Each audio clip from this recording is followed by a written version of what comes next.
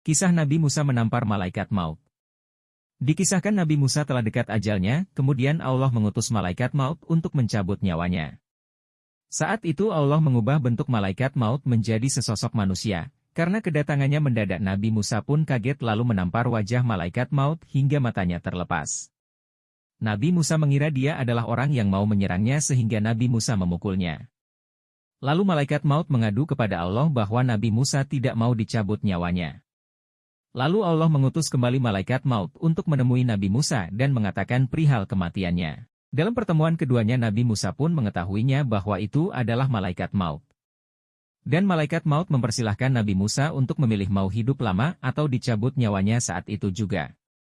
Nabi Musa memilih dicabut nyawanya untuk menghadap Ilahi Robbi. Wallahu alam. Kisah wafatnya Nabi Ibrahim.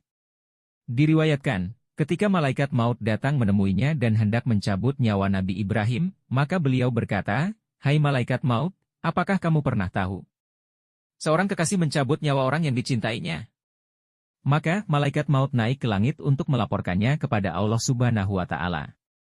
Lalu Allah berkata, "Katakanlah kepada kekasihku, apakah seorang kekasih tidak suka bertemu dengan orang yang dicintainya?"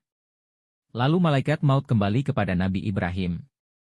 Dia menyampaikan apa yang dikatakan Allah Subhanahu wa Ta'ala. Mendengar hal itu, Nabi Ibrahim berkata kepada dirinya, "Tenanglah dirimu untuk saat ini."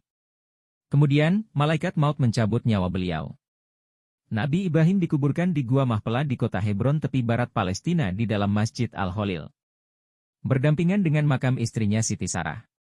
Karena sebelumnya beliau berwasiat agar dikuburkan di sana. Wallahu a'lamu bishawab. Ketika Nabi Idris penasaran dengan sakaratul maut, beliau pun meminta kepada malaikat maut untuk mencabut nyawanya, namun ditolak karena tidak ada perintah Allah.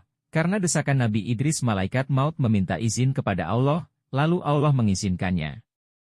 Lalu Nabi Idris meminta kepada malaikat maut agar dihidupkan kembali, malaikat maut pun mengiyakan atas izin Allah, setelah wafat dan dihidupkan lagi.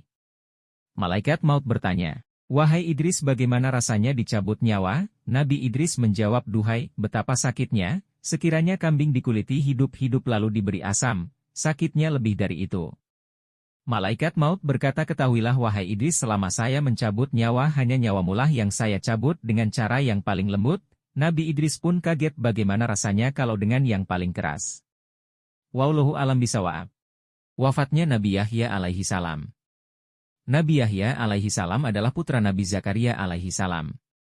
Pada saat itu, Raja Yahudi yang bernama Herodus ingin menikahi anak tirinya yang bernama Herodia.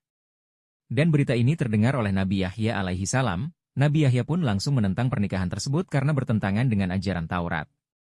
Mendengar penentangan itu, Raja Herodus pun murka, dan menyuruh bala tentaranya untuk menangkap dan membunuh Nabi Yahya alaihi salam.